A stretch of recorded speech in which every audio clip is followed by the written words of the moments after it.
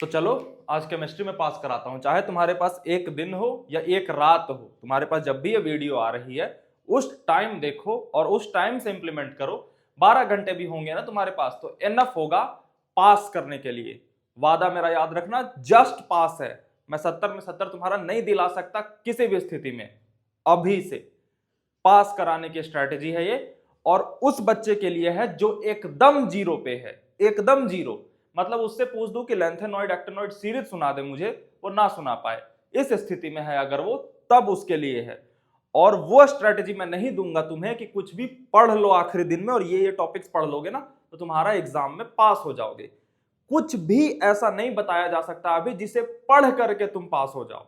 कुछ ट्रिक्स है, कुछ जुगाड़ है। अगर वो एग्जाम के दिन तुम पेपर में लगा करके आ जाते हो और 6-7 घंटे पहले प्रैक्टिस में ले आते हो तो तुम पास कर जाओगे।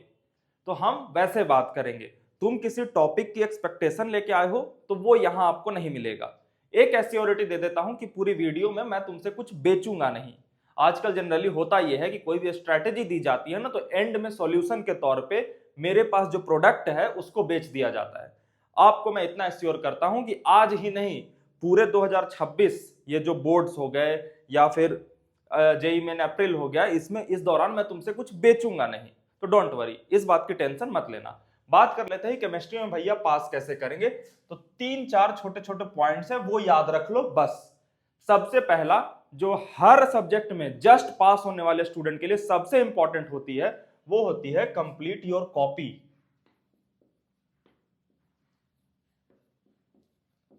एग्जाम में जाओगे, एग्जाम में तुम्हें कुछ प्रश्न मिलेंगे, उनका सॉल्यूशन तुम्हें लिखना होगा। अब सॉल्यूशन लिखने के लिए भैया कुछ तो आना चाहिए ना, मैं कॉपी भर कैसे दूंगा, वो मैं सारे तरीके बताता हूं। पहली बात ये दिमाग में डालो कि तुम्हें कॉपी भरना है। अब कॉपी भरने के तीनों सब्जेक्ट में 3 स्ट्रेटेजीज होंगी। Physical chemistry, inorganic chemistry, organic chemistry. इन तीनों की हम बात कर लेते हैं। फिजिकल केमिस्ट्री में कुछ भी पढ़ने की बात नहीं है, तुम बस सवाल देखो और ये जज कर लो कि ये किस चैप्टर का है। अब मान लो कि वो चैप्टर का जज कर लिया और सॉल्व हो जाता है, तब तो बहुत बढ़िया, फिर तो फुल में फुल तुम्हारे नंबर मिल गए। बट अगर कुछ समझ ही नहीं आ रहा तब क्या करेंगे, क्योंकि अगर पूरा छोड़ दोगे तो एक भी नंबर नहीं मिलेगा। लेकिन हम वो सिचुएशन क्रिएट नहीं होने देंगे।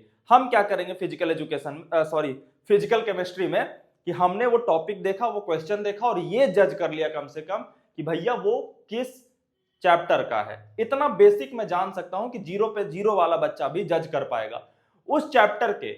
मैंने ये भी जज करने की बहुत कोशिश की कि ये किस टॉपिक के अराउंड है।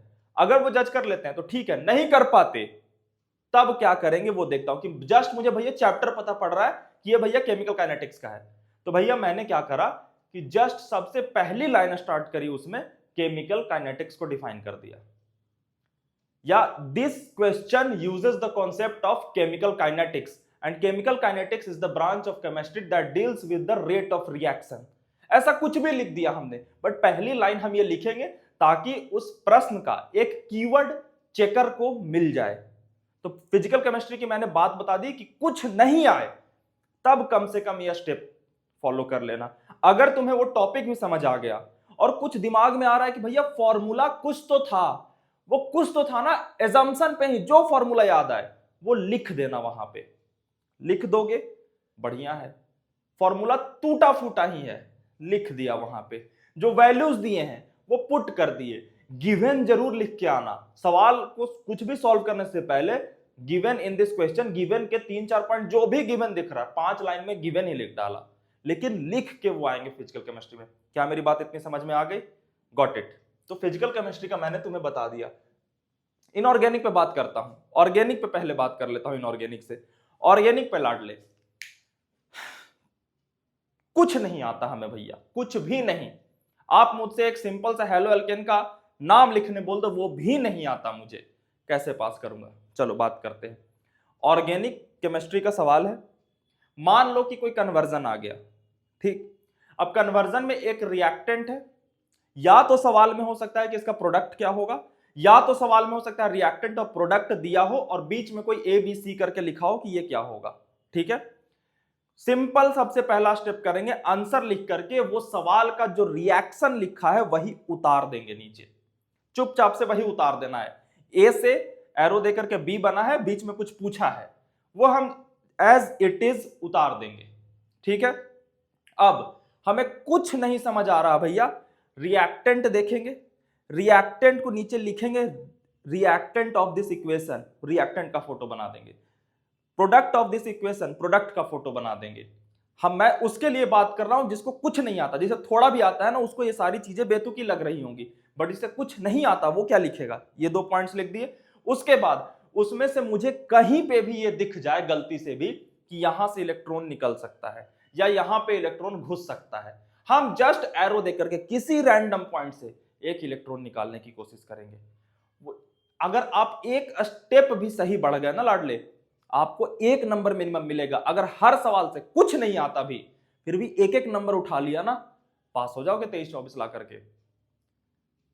तो ये ऑर्गेनिक में करना। ऑर्गेनिक में अगर मान लो कोई क्वेश्चन आ रहा है डिफाइन करने को, ठीक है, मान लो बायोमोलिक्यूल से हम उठा लिया, ठीक है, तो उसमें मैं देखूंगा कि ये जो क्वेश्चन पूछा है किस टॉपिक का है, विटामिन का है, प्रोटीन का है, कार्बोहाइड्रेट का है, तो इन 3 में से मैंने देख लिया किस टॉपिक का है।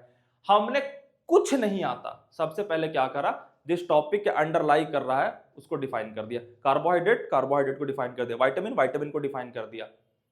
विटामिन की डेफिनेशन तक नहीं याद भैया, कुछ नहीं, हम वहां पे ये लिख देंगे कि vitamin is very essential micronutrient needed in our body, ये लिख के आ गए।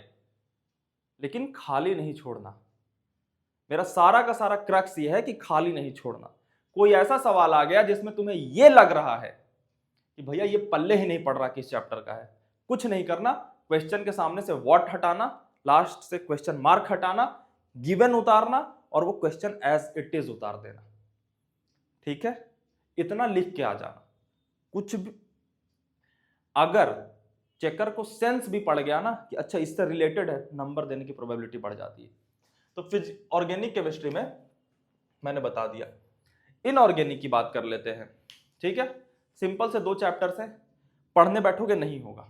ठीक है, लिगेंड्स को रटते रटते ही जान निकल जाएगी और लिगेंड्स पे सवाल आएगा आएगा। ठीक है, और डीएनएफ में छोटा चैप्टर है लेकिन कॉम्प्लिकेटेड ट्रेंड्स हैं, तो पढ़ने की कोशिश करोगे तो तुम इस इल्यूजन में भटक जाओगे कि भैया इतना पढ़ा है तो ये भी छूट गया, इतना पढ़ा है तो ये भी छूट गया। तो डीएनएफ करने के चक्कर में तुम्हारा माइंडसेट खराब हो जाएगा कि मेरा एक ही चैप्टर किया हुआ है। इस वीडियो के बाद तुम्हें मैं ये फीलिंग दिलाना चाहता हूं कि सारा का सारा चैप्टर किया हुआ है। तो 2 जो इनऑर्गेनिक के चैप्टर हैं, ठीक है, पहले बात भगवान का नाम लेना है इनऑर्गेनिक के लिए। ठीक है, कि भगवान ऐसे सवाल दे दो जो मेरे पाले में गिर जाए।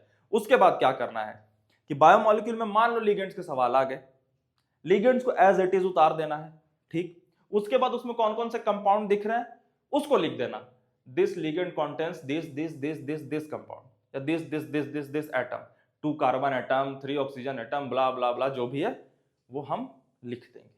ठीक है, उसके बारे में हमें कुछ भी, लिगेंड को डिफाइन कर देंगे कि ligand is this this this, define कर देंगे। लिगेंड का डिफिनेशन भी नहीं आता भैया, हमें उस कंपाउंड के बारे में जो भी समझ आ रहा है वो नीचे लिख के आएंगे, छोड़ेंगे नहीं।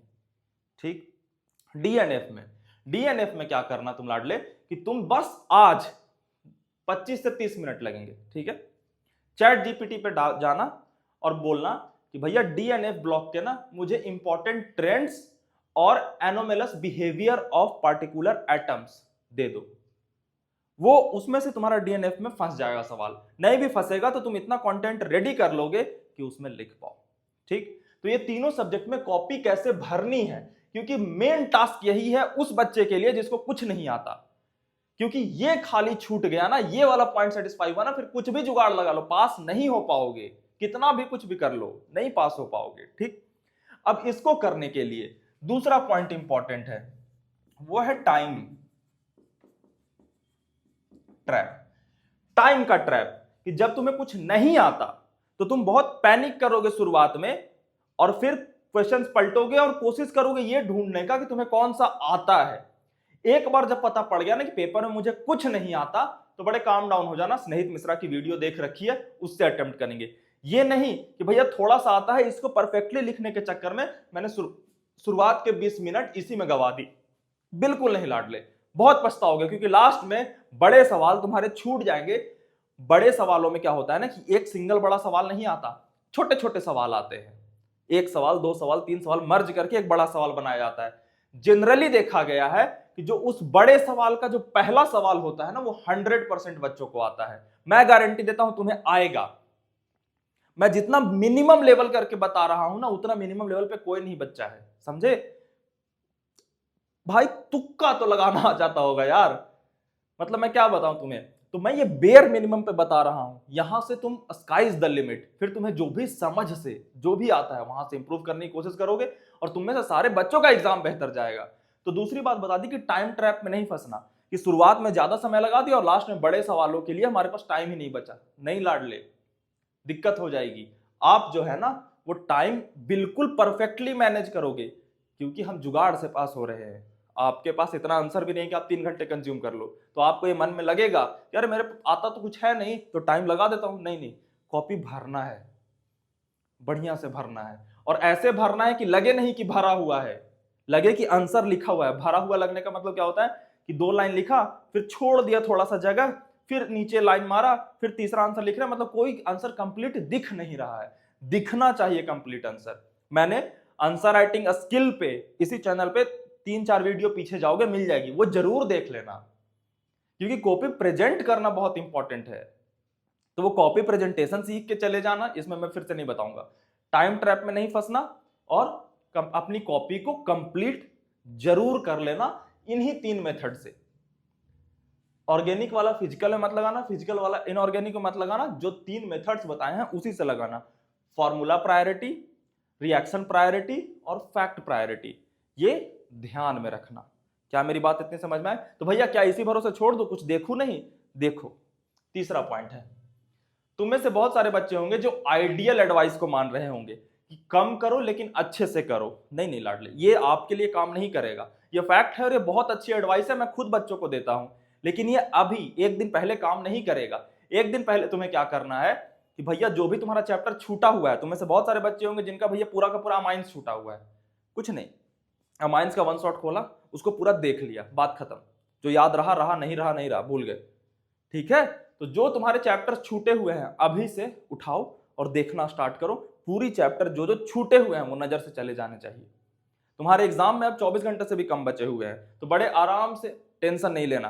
पैनिक होगे, तुम्हारा बड़ा भैया है ना, मैं तुम्हारे एकदम मन में बैठा रहूंगा, एग्जाम में आंसर बताऊंगा तुम्हारे मन से। Got it? अभी से जितना देख पाओ उतना स्टार्ट करना है, ठीक है? और लास्ट में एक अपने आप को सेल्फ पॉजिटिविटी देनी है इस वीडियो के अंत में, क्योंकि एग्जाम में बच्चे मरते हैं पैनिक से। मैं जो बोल रहा हूं वो दोहराओ मेरे साथ, ठीक है? मैं कल अच्छा परफॉर्म करके आऊंगा, पेपर मेरे रेंज में आएगा, 100% मैं पास होऊंगा, और मैं स्नेहित भैया को आकर के कहूंगा कि भैया आपने जो बताया वो वर्क कर गया, मैं करके आया हूं या आई हूं, और मुझे पूरा भरोसा है कि तुम कर लोगे। मैं तुमसे चैलेंज लगा सकता हूं कि पेपर तुम्हारे रेंज में गिरेगा और तुम उसको करके आओगे, मेरा तुम पे इतना भरोसा है। और जैसे ही कल आओगे, फिर मैथमेटिक्स के लिए, इंग्लिश के लिए हम भागेंगे, मार्क्स बचाएंगे, डोंट वरी। फिजिक्स में बचा लिया, केमिस्ट्री में बचा लिया, मैथ्स भी बचाऊंगा, केमिस्ट्री भी सॉरी हाँ मैथ्स भी बचाऊंगा, इंग्लिश भी बचाऊंगा। तो ऑल द वेरी बेस्ट कल के एग्जाम के लिए, और मुस्कुराते हुए जाना, मनहूस चेहरा बना करके नहीं जाना।